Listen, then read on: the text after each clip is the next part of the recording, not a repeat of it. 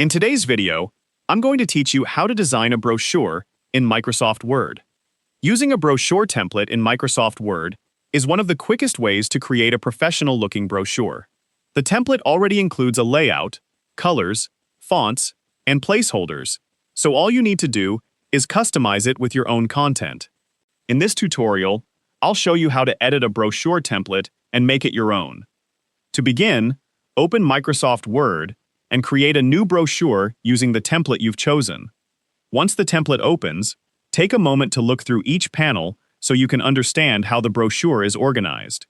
Most brochure templates include placeholders for titles, text, images, logos, and contact information. Start by replacing the placeholder text with your own content.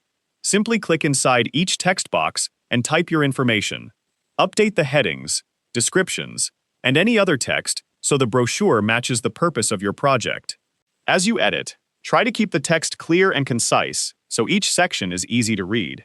Next, replace the sample images included in the template. Select the picture you want to change, then choose the option to replace it with one of your own images. After inserting your picture, resize or reposition it if necessary, so it fits naturally within the existing layout without covering any important content. If your brochure includes a logo, replace the sample logo with your own. Make sure it's positioned correctly and sized appropriately so it complements the overall design without overwhelming the page. You can also customize the template's colors and fonts if you'd like to match your brand or personal style. Select the Design tab to explore different themes, color combinations, and font sets. If you prefer the original appearance of the template, you can simply leave these settings unchanged. As you continue editing, review each panel carefully to make sure the spacing, alignment, and formatting remain consistent throughout the brochure. Since the template already provides a professionally designed layout, making only the necessary changes will usually produce the best results. Before you finish, use Print Preview to see exactly how the brochure will look when it's printed or shared. This allows you to catch any formatting issues, misplaced images, or text that may need a final adjustment.